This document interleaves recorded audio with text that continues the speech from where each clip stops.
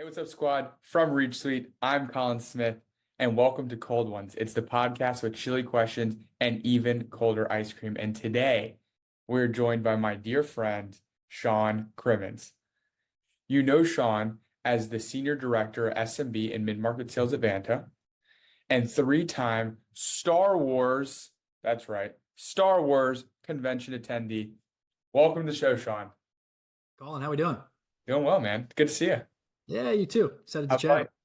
chat. I wish that I put two and two together. I see now the Star Wars helmet in the Yeah. sky. Yeah. I wear that for all my forecast calls. You wear it? No, I should honestly though. Maybe on Halloween I'll toss it on. It's an easy Halloween costume. You gotta get one of these. That's the four. Yeah. That's pretty Seriously. funny, man. So Yeah. it's good in Boston. Yeah, things are good in Boston. We got the Celtics and the Bruins both in the playoffs, so can't complain. Can't complain. And DC, the Caps somehow edged into the playoffs in the last game. I think everyone's surprised. Yeah. They make me nervous, the Caps. Do they? Yeah, I don't know. We'll see. The Bruins, they look good. They still look good. It's crazy. They were saying that Marchand is still the only guy on that team from the 2011 championship team, which made me feel really old. That's kind of. He's been there. So I mean, the 2011, not like the 2021, that's a long time. Yeah. Swords. Yeah. It's true. Yeah. When did Ovechkin get in the league?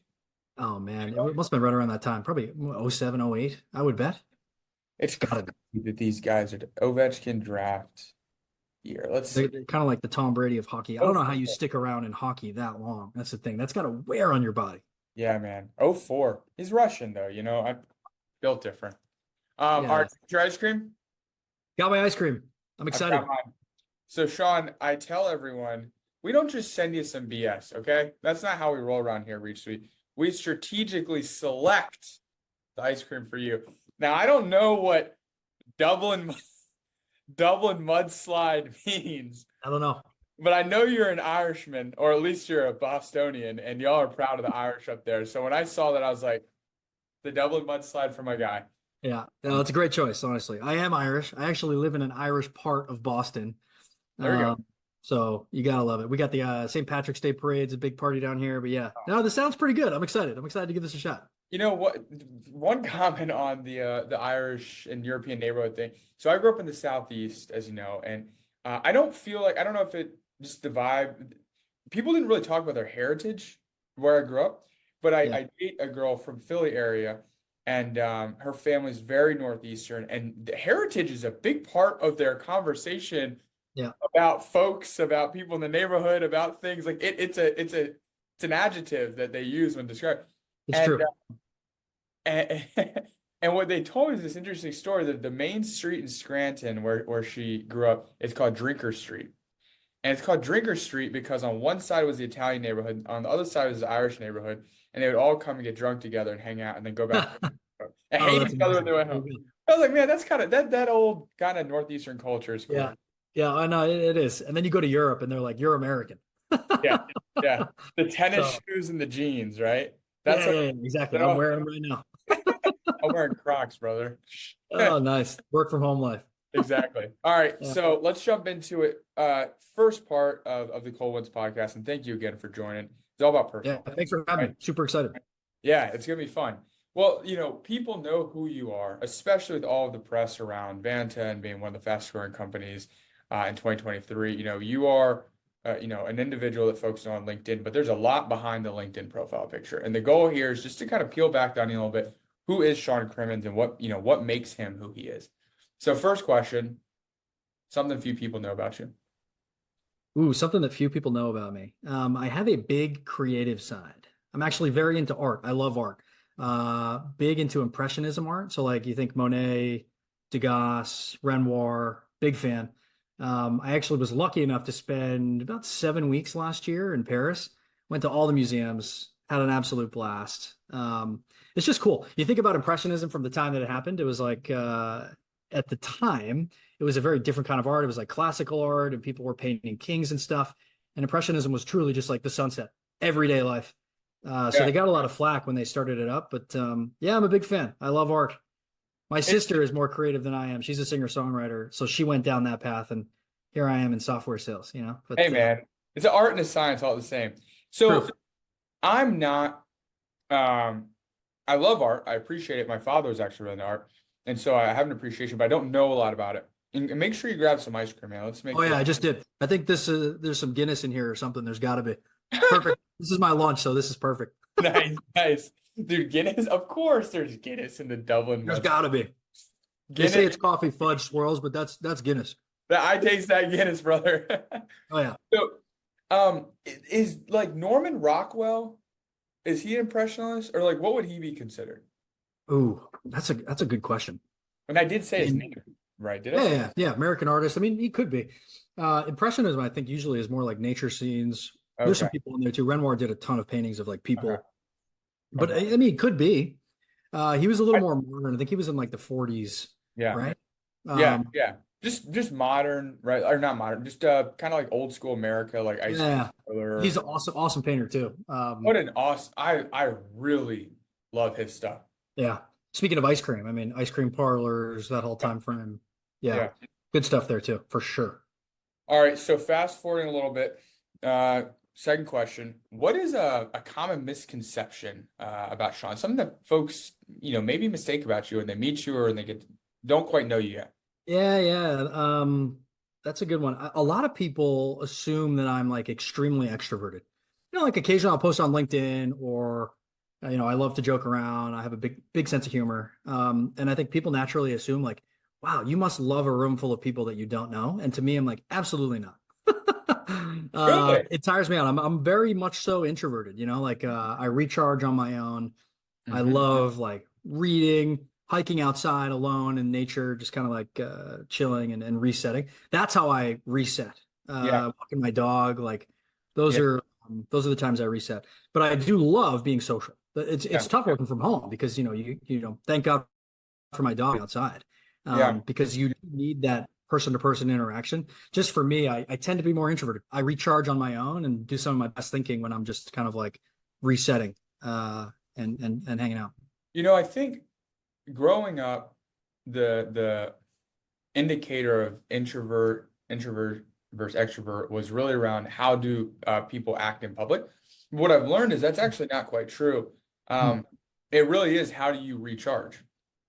Yeah. Introverts can be extremely outgoing and friendly. Hmm. They're not just like all, curmudgeons, Oh, but 100%. Like it's I'll turn it on when I'm in public, turn it on. yeah, Like, I'm out. I'm gonna have a blast. We're gonna joke, laugh. Like for example, like this week I had like my brother's birthday last night. I'm playing pickleball tonight. Tomorrow I'm getting dinner with a friend. yeah, Friday night going to play top golf, and I'm like, oh my God, I'm exhausted. yeah, yeah. So Saturday, Sunday are going to be Oh yeah, yeah. quiet. Like grab a book, watch a Netflix series, recharge, and then ready to go again. I Yeah, I love the idea that I am like a 10 out of 10 extrovert, dude. yeah, yeah, yeah. Like I pregame the pregame with social. Like Yep. after a whole week of socialization, I'm ready to just top on a little bit more socialization. It's Yeah. always been I that way. envy it. I envy it. I really do. But see, I'm in the other side, man. Like I'll tell my girlfriend all the time, babe, like let's big week. I just want to this whole weekend Yeah. just lay low, dude. Come Friday at like 8:30, I'm like, it's been 2.5 hours. I'm like, It's do more we of an have any? effort for you. Yeah, yeah, Do we have any? Do we have anything going on tomorrow? She's like, I thought you just wanted to. I did, yeah, but I think one night's enough. Like, are you ready to plan? yeah, yeah. Um, I think as I get older, though, I relax a little bit. All right. This is my favorite question. There's always a good response to this one. Hmm. It's never been a dull response. What is your funniest celebrity encounter, or most interesting, rather? Okay. All right. So I don't know. I really haven't come across like a ton of celebrities. I had to really think about this one, but when I thought about it a little bit more, it was like, okay, yeah, definitely that one. My sister and I are both like huge Star Wars fans. Like we've gone to a couple conventions and as you mentioned, and we actually signed up for a photo opportunity with Mark Hamill and Carrie Fisher, right? So it was like a brother sister kind of thing. They're brothers and sisters in Star Wars, and Yeah. So we get there and we show up for like the photo op, and it was super cool. Like to see Mark Hamill and Carrie Fisher, like Luke and Leia in person, was just crazy, right? Yeah. Yeah. So we still have this picture on Facebook and stuff. We get next to them, and if you know anything about Carrie Fisher, she is an absolute personality. She says things that are a little outlandish. She's pretty funny, or she was, and we get there, and she's looking at me. Sorry, Brittany's got something to say. We get there, like setting up for the photo op, and she says something like, "Yeah, so you guys are brother and sister, so you can't kiss, but like that guy, if he wanted to give me a smooch, totally fine with me." It's just like, oh my God. And What? I had not met Carrie Fisher or seen her in public a ton. So I was like, oh my God. But yeah, then I realized she's just like an absolute character. I love that, man. I love that. The shock value comedy. Oh yeah. Oh, we were both, me and my sister looked at each other. We were like, oh my God. That was so random and off She the was like, why wall. don't you come over here? I was like, oh dear God. But yeah, it's funny. I mean, obviously they kiss in Star Wars and then, oh dear Yeah. God. Yeah, Yeah. she was really, really funny. Awesome personality. Good book. She's got a book out that she wrote as well. But yeah. You gotta wonder, does she just turn it on though? Right? A lot of Oh, yeah, she celebrities, they're must. giving I don't. I some- think she's just always on. Okay, so Honestly. you think the people that are always on, that's scary. Like I mean, I'm a 9, I think, on the extrovert scale, actually. Yeah, yeah, I do get tired sometimes. Like there are moments where I'm like, yeah. yeah. But there are people, especially I like swing. you said what? I could go from I could turn it up to like a 10 or an 11, but then I got to come down to like a 3 on the weekend. Yeah, yeah. But there's people like who was it? Robin Williams. Oh my God. I watched this documentary. They're like, dude was all like Always. always just right here at all time. That's Even impressive, honestly. in Like it's kind of scary. personal moment. Yeah, it's kind of scary. It kind of I don't know.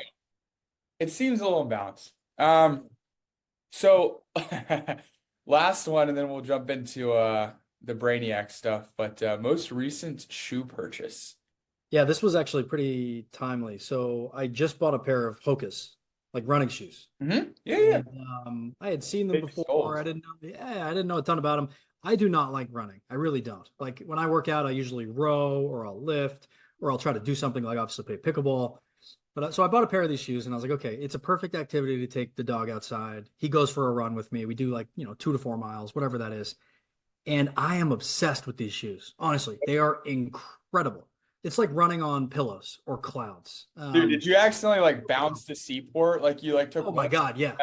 Yeah. I'm literally bouncing down the street. And I got these crazy colors because I feel like when you get Hokas, I don't know, Yeah. the colors are obviously outlandish. So they're like bright blue and orange. And Yeah. I look like a runner until Yeah. people probably see like my facial expression and me running down the street. But yeah, I'm obsessed with those shoes. They are so Like they're comfortable. really comfortable. Oh my God. Yeah. Seriously. How long have you had them for?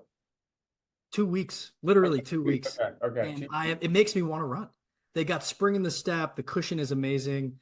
And I'm obsessed. Huge fan of Hokas. So Hokas, if you're listening, I'll sponsor you. Sponsor me. Yeah. Sponsor Shaun. Yeah. I don't You're have out it. running. I've been on Team On Clouds, Yep. which Just is swear like by those. yeah, they're pretty comfortable, but man, I think to this day, the most comfortable shoes I've ever owned, New Balance 574s, like standard classic New Balance. Yeah. See, in And the summertime, as soon as it turns warm, I'm a Birkenstock guy. ooh, I wear an open toed every day. yeah. So I'm a flip flops, Alakai's. That's like the the big brand down in Virginia Beach. Yeah. And I'm flip flops, and that like my girlfriend gets mad. She's like, dude, you can't wear those to a nice dinner. I'm like, Yeah. I watch know. Watch me. Yeah. watch me.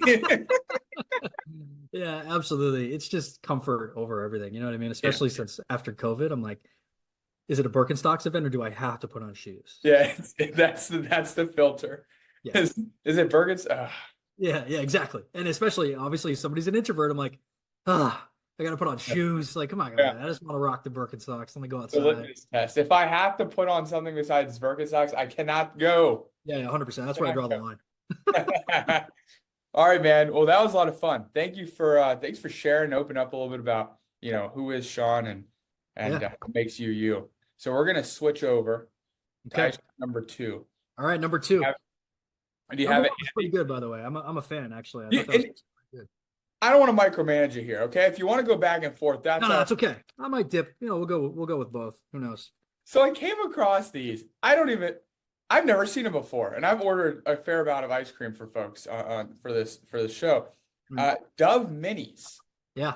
Dove Dove minis, minis. and the way that when I saw this, and I just immediately thought, commercial SMB mid-market deals, they might be a little bit smaller. Yeah. Damn, they taste just as good. They pack a punch, Colin. They I love pack a They punch. pack a punch. Mm. They pack a punch. Those They're are good. good, Very good, good. right?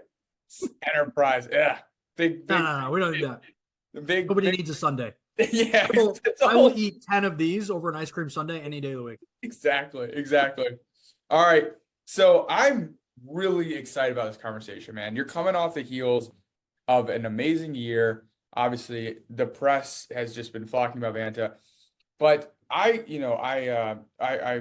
led mid-market sales at a company called Viz AI, and we were on a similar-ish trajectory to Vanta. We blew up, exploded, went from 50 people to 600. It was an awesome roller coaster. And so I've been in a similar boat to you. And what folks who have never been in the shoes or maybe looking for the outside in don't realize is like it can be a lot internally, right? Like the inside of the boat. So I'd love to just, kind of get a little bit of a sneak peek into what's it like working at the 2023's fastest growing app. And obviously sharing the positives, I'm sure there's a lot, but also, what broke? What was a challenge? What were some of the challenges with that? Yeah. That's kind of open and take it where you want. Yeah, absolutely. So I'll start with what's awesome about it. Truly, there is an electricity that you feel throughout every day, every month, every week of the organization. It really does permeate. Every month it's a new record. There's constant new achievements across the individual contributor board. Decisions that you might have made 12 months ago, 6 months ago, starting to come to fruition. You're seeing that in the metrics. It's really the velocity of the product and the overall organization is incredible. If you've read, I forget who wrote the book, but it was about clock speed. Like Vanta has a very, very high clock speed where we can take an idea to execution very quickly. And when you combine that with our principles of bias for action, framework thinking, all that electricity starts to become very real. You feel it. Like the palpable energy is truly real. And then even more so from that, the other thing that's awesome about it is you get a bunch of intelligent, passionate people in a room or Zoom rooms, right? Trying to solve these complex problems. People haven't done these things before, and everybody wants to achieve together. It all just combines into a really, really rewarding experience. And it's a lot of fun. It's hard work. Like we grind. We have month-to-month business where we are really focusing on outcomes. But it's a ton of fun, and the electricity is palpable. Like you feel it for sure. Yeah. And things break. I mean, it's tough to put a finger on like what specifically has broke. Even since we hit 100 million, we put out the press release where we hit 100 million in revenue. Super exciting, massive milestone. We did it pretty quick. But it's really more about the evolution of the company now that we're at this $100 million milestone. So for me, I think about we need to constantly evolve our approach, right? So nothing's necessarily broken with what we're doing now, but we know that a year from now, 2 years from now, based on our goals and what we're trying to achieve and some of our we need to change our approach. So that shows up with value selling, new sales approaches and techniques, a little bit more complex sales processes. Like these are all things that we've put in place to just constantly evolve. Yeah. So it's not that anything breaks, but you get this feeling that change is constant. Yeah. Right? And it's really just getting everybody to embrace that change is good. It's positive. It is a sign that things are working. Yeah. And at the same time, balancing that so the team doesn't feel a lot of thrash. That's a challenge, Yeah, it's a huge challenge. People don't like change a lot of times. Human beings, especially salespeople, even me, I'm not necessarily always like, amazing. I would love to change. Hence why we were talking at the beginning of this call of, man, I'd love to move out of Boston, but I've been here, 10, 15 years. Yeah. But it is tough. Change management is key. And it's getting everybody to understand why those changes matter. Yeah. And that's another thing is like, it really shifts your time horizon for your thinking. Like a lot of, I think what we did over the past 3 years was, what are we going to do this month, this quarter, or even like on this call to drive an outcome and to drive results? And now you sit back and you say, okay, great. The engine is running and the engines are running. What do we need? Where do I need to be 12 months from now? And how do I move and skate towards the puck in that direction for where we're going to be 12 months from now? So that's just something that I have noticed. It's really like you got to constantly evolve, but you also need to think 12 months out at least Hmm. And it makes it fun, but it's challenging. You have to balance those two things constantly. Yeah, so thinking 12 months out is a luxury that most people probably a lot of folks probably either aren't in the rooms to get to be the person who gets to think 12 months out, or the organization doesn't, Mm. get the machine working in a way that allows them to have, sit back and think about 12 months out. Can you share, like, I really love to get tactical on this. Like, Yeah. what is an example of maybe like one kind of consistent example of something that you used to think about on a daily or weekly basis that now you are looking 12 months out and planning for? And how are you planning for? How are you identifying actually first that you need to move Mm. that one area from a weekly topic to let's start forecasting or planning for 12 months from now? Yeah. It's a good question. The first thing that comes to mind is like our segmentation strategy. Mm, So, without going too deep into it, but giving some tactical of how we yeah. got there. I think historically we were very focused on SMB. The product was okay, great, automated compliance. That's our bread and butter. It's what we do. And we weren't really thinking, we were starting to put some ideas together for how we're going to go up market. What does that look like? If we were to spin up a mid-market team, how would they operate? Um, but it wasn't really until a couple of years ago where that idea came to fruition. And we said, okay, great. We need to start planning now to have that team become a reality. So Yeah. it meant a little bit more of a structured sales process. It meant, obviously some value selling training for the team. It meant different ways of thinking about prospecting and pipeline generation and tiering these accounts and how we go to market and how we do demand gen. Even the smallest things of what does our messaging look like? Um, I bet because product obviously too. product in a very big way. So, I mean, you know, it was only through cross-functional collaboration and sort of these conversations where you start to say, great, a year from now, we want to have a mid-market business. What do we need to do today to get there? Yeah. And so when you look back, that is probably one thing that we've been able to do is start to think about segmentation more broadly instead of taking what was coming to us, which was a lot back then. The product market fit was innate. We did not have to think about sort of segmenting our persona or our audience too much results. And that's been a big thing that we've done over the last couple of years. Great. How do we look at the sales metrics, the motions of our buyers, the personas of our buyers, and start to group them together into different pods of the sales teams? And it's just really driven better conversations. And ultimately, it's just a better outcome for the customer. You're talking Yeah. to somebody, you're supported by a team that deals with that use case and that persona every day. Yeah. So that's been an evolution that we've been able to kind of go through is talk about personas, segmentation. And that wasn't something we were thinking about really like 2 or 3 years ago. Right. Right. Let me ask you, Shaun, one thing that I've noticed with high execution people, which ultimately make up high execution organizations, because organizations are just right a group of people rowing in the same direction for a common goal, is and I consider myself one of those. We really get a lot of almost like obsessive compulsive disorder levels of satisfaction over crossing things off and getting things done, right? Mm. You like it's like if you didn't get things done, you feel like this itchiness, this like Mm. yuckiness, right? And something that is I think challenging for folks like that and organizations like that is planning for a year out because you want everything, you want to just do it, right? Yeah. How have you noticed that slash um how have you broken projects down that are a year out into maybe like shorter increments so that you can still get things done, but you're not trying to swallow the whole thing at once because that's what we would like to do. Yeah. Couple different things. It all starts, like you said, in that initial planning process. So I think we're lucky at Vanta where we have an amazing cross-functional team that gets together in our leadership team. Kudos to Christina, Stevie, and others who basically sit down and say, great, because they're thinking 2 or 3 years out as well. Yeah. So what do we want to accomplish this year? What does that big goal look like or the big metric that we want to introduce? So we have what we call like strategic initiatives, right? So one of our strategic initiatives could be X. We break that down though into contributing actions that basically go by quarter or by month, Mm-hmm. simply an OKR model, right? Mm-hmm. But I think by doing that, for example, throughout the transition from where Vanta's been, shifting from more of an inbound focused business to incorporating outbound and prospecting strategies. So you can't really turn that switch and do that overnight. So whether it be a percentage of pipeline or how many qualified deals we're creating month over month that are outbound focused, we had to break that down and effectively do that on a monthly and quarterly basis where every week I would sit down with a group of folks that's cross-functional and we would talk about what are we doing to help enable the team to go hunt and do more of their own pipeline generation. So that was tooling, right? New tools that we needed to go out and get to help them prospect and do that more effectively. It was also different methods of demand generation, right? How can we also score intent and serve that to reps? So there's so many pieces, but it's only by really breaking it down into those quarterly, monthly actions is how you do it. Because if you only focus on the top line metric, like, great, we want to be at X percentage outbound production by the end of the year. How are you going to get there? I think it's so important to, again, like, skate to where the puck is going and figure out what you need to do to get there. We also encourage this type of thinking with our teams.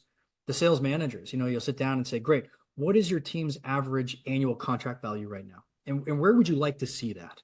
Okay, so over the next 3 months, what type of training, enablement, product focus can you bring to your reps to help them get there? So not only are we trying to do this at the organizational level, but I am a big believer that every team should feel empowered to think of their organization like that. Think of your team as a business, right? Set up those strategic initiatives, basically OKRs, and break it down into smaller bite-sized chunks. Kind of like these Dove mini bars, Colin. Yeah. Which are really good, and I already ate one. So what's do you have a framework for that conversation? I used to follow a framework a few years ago where I was like, where are you? Where do you want to be? There's so many out there. I mean, that you recommend. SMART goals, right? SMART goals, I think, is an easy way to do it. You kind of break it down. In a prior life, HubSpot, we used to have M spots, and I think there's blog posts written about that where it was like mission, strategy, and you kind of break it down that way. At Vanta, we truly just do like, what is our overarching strategic initiative? And then again, like, what are those contributing actions that get us there? Yeah. And it's effectively an OKR way to do it. The other thing is like, we try to simplify things and keep it so that it's, okay, great. There's a lot of complex moving pieces, but if you had to boil it down and put it into a paragraph or one page, what would be on that page? And it's not losing focus against those areas. Yeah. I think, sometimes we like to be elaborate because it makes us feel smart, like we're thinking through everything. But truly, it's the old adage of, if I had more time, I would have written you a shorter letter. Simplify. Yeah. What are the 3 things that you could do that are going to move the needle most? All right. That was really helpful. Last question before we jump into some shout outs of folks who have helped you along the way is really about, operating rhythms. I mean, obviously, Vanta is a very operationally efficient and effective organization. I know that's something you are personally very passionate about. Mind sharing a little bit about some of the operating rhythms you've stood up, some of the frameworks that you adhere to, and some of the playbooks that you've kind of built and would like to share with others as well. Yeah, absolutely. There's sort of 2 ways that I think and digest. I mean, one of which is I'm very visual.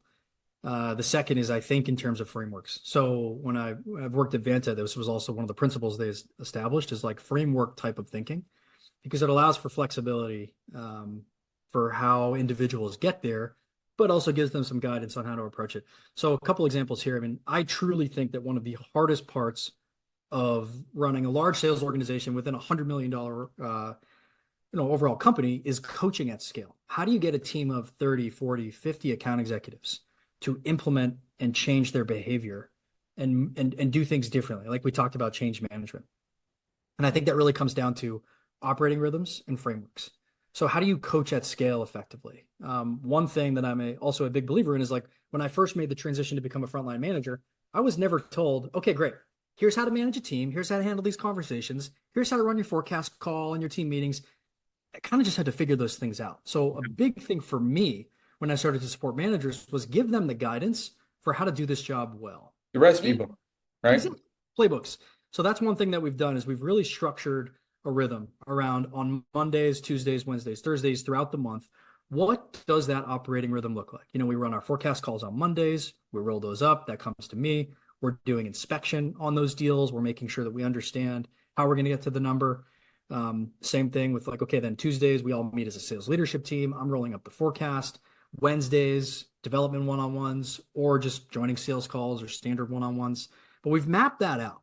And we've also given managers the frameworks and the templates to run these types of things. How do you develop a coaching plan, right? If you're trying to help somebody drive a larger deal size or overcome certain objections, what are you going to do to help them get there? And I've put a big emphasis from a frameworks perspective on establishing, okay, here's a coaching plan template. You can take some creativity, something that you can leverage. Here's how to do it. So it's really about giving them the guidance of how to execute within their role. And then again, setting up that rhythm on a weekly, monthly basis. Yeah. It flows down from the organization, but then information can flow up pretty easily as well. The other thing that we've really tried to do is like make sure that everybody understands what good looks like. So Mhm. skills and competencies, we've built out a matrix for individual contributors that say, between levels 1, 2, 3, 4, 5, 6 within the account executive sort of progression, what are the skills that we want to see you displaying? So that gives everybody the transparency of this is what good looks like. Now you can build a plan with your manager to address those things and do it. And I would be remiss not to shout out our enablement team, Tara Sullivan and crew, who's just incredible at helping us drive those things. Yeah. But coaching at scale, I think, is really one of the hardest things to do at this size org. And it's only through frameworks that you can really, really accomplish that. I think I think that you and I sound like we think similarly. I think in frameworks, like I think kind of in an engineering mindset, less of like maybe an abstract. And so walk me through real quick. I actually have a mentor who is a sales leader at AWS, and they had I mean, some could say brutal, but I would say very effective management framework where it was like Mondays roll up frontline to manager, Tuesdays inspect roll up to VP, VP inspect roll up, and then it got up to Andy Jassy on Fridays, and then on Mondays it went all the way back over, and I was like and they some really interesting stuff. How do you balance the perception of micromanagement against no, we're just rolling out like effective management. Like this is our management framework. This is how we roll. Yeah, it's a really good point, and it's something you have to keep top of mind consistently. I think we've tried to do that by number one, explaining why we do things the way we do. Like, why does this rhythm matter? What is in it for you? What is in it for the manager, the organization overall, especially as you're going through any change management? Starting with the why is key, especially with sales teams and sales reps, and really anybody that's going through change. But the other part of that is also just mapping out and making sure that coaching is a part of it. Like I have really tried, and when we at Vanta really try to put coaching at the core of everything. So that it's not just like, okay, what are the 5 deals you have? Where are they? There's some gaps here. You should probably fix that. Okay, talk to you tomorrow. It's Right. more so like, let's strategize this deal. Let's break it down. And that's happening at every level. So Yeah. for example, with our forecast calls, like we have frameworks for everything, like even how to make decisions as a manager. It's like run it through this decision framework, right? But forecasting in Yeah. general, Yeah. just to get, I want to give people the tools they have. Yeah. No, I love this stuff. I mean, Yeah. this is how you get a 5,000 person military. How does everything show up in the country on time? What the Yeah. heck? Yeah. Right, I'm just using like our So US true. military. It's all frameworks. There's no room. There's no room for error because it's all spelled out to the Yeah. T. Yeah. But I mean, if you take like our forecast, for example, is a good area where effectively, on Mondays, the account executives will roll up their deals, commit most likely best case, great. But the key is that every dollar they're rolling up needs to be attached to a deal because otherwise it's not real. There's a lot of Yeah. sales Yeah. leaders out there. They'll be like, yeah, 1.5 million looks good. And that's based off of what? The reps Right. rolling it up. Exactly. So it's like, show me the deals attached, but inspection is at the core of our full forecast. So the managers will inspect with the reps. I will inspect with the managers. And then you better believe that when I roll my forecast up to our CRO, Stevie is inspecting to make sure that I know where these deals are. What are the top 3 opportunities that we are trying to drive in month? Great. How are we doing against this? What's the next step? Where can I help? And that I think really makes a difference because then it doesn't feel like micromanagement. It truly feels like everybody is trying to drive the same outcome and to drive the same impact. And it's truly the inspection comes from a place of how can we help you and how can we help identify some coaching topics to make you Yeah. even better at what you're doing. Yeah. So again, I think it starts with coaching really at the core, and that inspection never feels, I don't think, like a micromanagement aspect, but more of a let me help you, because we're all basically tied to the same outcomes. Yeah. Very interesting. Question. How do I want to? Well, there's so much going through. I love this, man.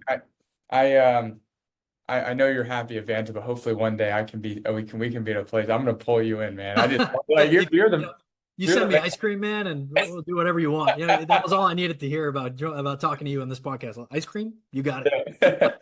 Last question. Obviously, coaching sounds like it's the pillar of everything you're doing. I imagine you're using a lot of data to identify opportunities to coach. on a metrics. I know you're very passionate about like top 3 or top 5 kind of metrics you look at on a daily basis. One thing I just wanted to ask was Yeah. like if you could just use a case study. I want to be respectful of your time. If you could just a case study of like in the last month or two, a metric that got a little off balance. How did you identify? What tools did you use to identify it? And then how did you, what did you do? How did you take action? And then what's the kind of result of that? Yeah, absolutely. I mean, like you said, using data to inform these decisions is truly everything. And at the same time, I've talked about this on LinkedIn. I think that sometimes sales leaders can lose sight that all of the data is linked to behaviors and execution. Yeah. So again, if you don't start with that foundation of coaching, you can't drive behavior change effectively throughout the organization. So you're not going to be able to influence the metric or the data. Your win rates are down. Why? What is causing that? And then how do you drive behavior change through an organization to address it? So I'll give you an example. But I mean, like the top things that I use, I have Tableau dashboards. Thank God for our operations team. I used to hack these reports together myself, but now they're all over it. It's kind of like my in-flight console. I've got qualified deal creation month over month. I've got my conversion rates by stage, win rate, average ACV, sales cycle, and I'm looking at those on a week-to-week, day-to-day basis. Hold on, just real quick. I want to rewind. Yeah. Month over month pipe gen, qualified pipe gen. Yep. And I guess you have to trust that it's qualified pipe gen because you put in the right workflows and criteria, sales process stages, 100%. right because garbage in, garbage out. All right, pipe gen, win rates or conversion rates by stage, right? So are you looking at that over period or month over month? How are you looking? Usually we do that by cohorts, actually. So the cohort analysis helps us understand how these cohorts mature over time, how are they doing, progress. But that is something that, throughout my whole career, it's like these conversion rates by stage, by digging in there, you can understand where things are getting stuck. And you got to make sure you give it at least, I stand by like a sales cycle and a half. So if you have a 15-day sales cycle, you probably want to look at least 30 days worth of that cohort maturing, and obviously that's from a sales leader perspective, not necessarily marketing. Well, I'm just laughing at 15-day sales cycle. Like y'all just have great product market. Yeah. In some of our business, in some areas, we move that quick. It depends. But yeah, so that's really at the key. Win rate, average contract value, and then your sales cycle. Those are things that I consistently look at. But again, it's that constant reminder that it's all linked to behavior and execution. So I'll give you an example. I think about how do we then bring that to the individual level? So those 5 key metrics, the things that we care about. I was like, how do we boil that down to like one number for the reps? Okay. So thank God for like GPT and ChatGPT, because I don't know how to write algorithms and formulas, but I knew I wanted to basically do like a weighted coefficient model with standard deviation to put all these metrics into a weighted blended number. Okay. So I went to GPT and I was like, hey, here's what I want to do. Help me do it. And GPT literally told me how to set up the spreadsheet, put it all in there. Great. Had an algorithm at the end of the day. So now I could stack rank the whole team based on those things that we're looking for. Yeah. So now not only, me at the organizational level, I'm keeping an eye on sort of my in-flight dashboard.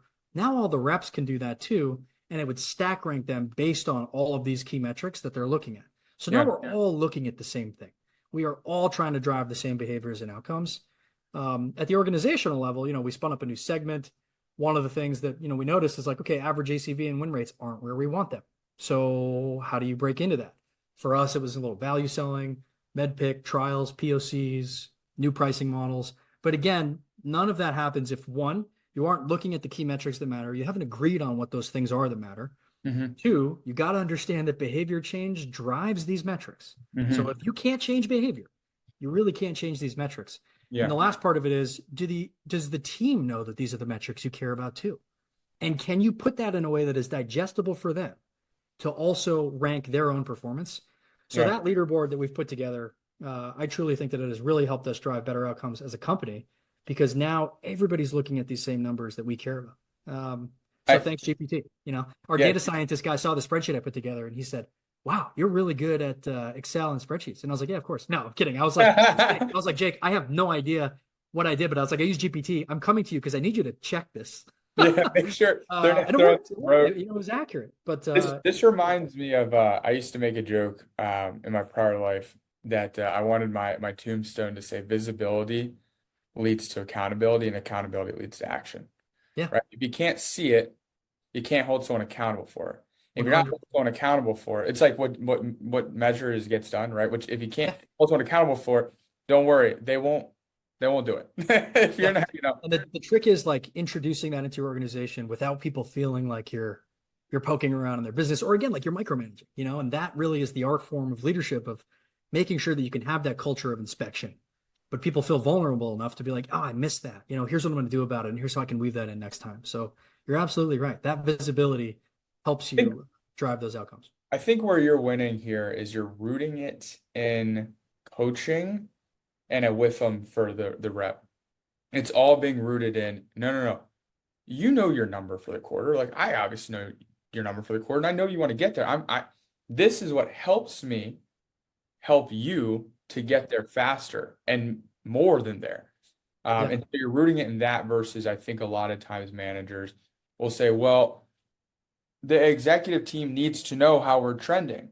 Well, fuck the executive team. I don't get, I'm not going to take the 20 minutes to put in, Salesforce every day.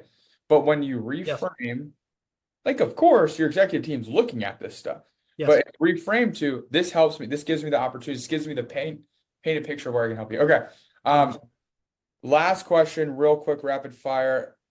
Sales is a team sport. There is a lot of people that help you win on a daily basis through your entire career, not just advancement prior. When you think of some of the support roles that come to mind that have really given you an outsized impact and outsized ability to win, who comes to mind, and give them a little shout out? Yeah, I love this question. There's so many things even that I've talked about here today that like do not happen with my efforts alone at all. In fact, they don't happen. But like for my own personal career, there's two people that come to mind immediately. One is the person who hired me at HubSpot years ago, gave me a chance, Dan Tyre. If you don't know him, you got to know him. He's an absolute character, the original bad boy, I think he would call himself. And he is an amazing mentor, coach, and just awesome positive persona. So he is definitely one. The second is Dave Shepard, one of my managers in a former life, who really taught me a lot of this type of thinking, of frameworks, approaching that from an empathetic perspective, but just the principles of leadership. Shep, as everybody calls him, was truly instrumental for me to want to continue down and go into leadership and just learn a ton of the frameworks that I try to bring to my managers today. And I still have a lot to live up to get to their level. At the Vanta perspective, I'd have to shout out our operations team. Mark Lale, Kyle Piercy, Adrian Conley, and Tara Sullivan, like truly incredible partners for me. None of the operational rhythm that we've talked about here today, or that level of inspection, or the behavior chains happens without those folks. Truly, truly incredible. And last, like our frontline managers, they make me look good. So Matt Mason, CJ Siciliano, Sarah Brown, and Mikey Murray, they are on the front lines doing the hard work day in, day out, and they bring all of this to life. So without them, Vanta is not who it is today. So there's so many other people I could thank, but for what we talked about here today, those are the big ones for Vanta. Dude, I love it, man. Well, Shaun, this was an absolute pleasure. Thanks for joining, and I even learned. I can't wait to rewatch this.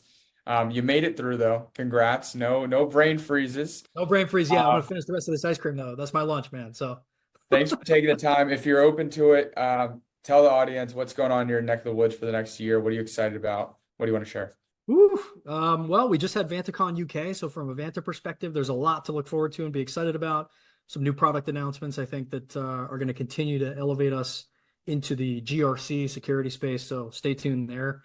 And for me, who knows? Maybe I'll move to some warmer weather and, we'll fingers crossed, get out of Boston. Unless, who knows? We'll see how the playoffs pay out. But hey, spend Boston for the summer, and then come September, just buzz down for 60 days. That's the move. That's the move. Give it a test drive. Keep working hard. You got to find a place somewhere else. Boston's the best city in the country for 6 months out of the year. The rest of the time, we deal with it. Yeah. Hey, thanks for your time, brother. Appreciate you. Absolutely. Had a blast.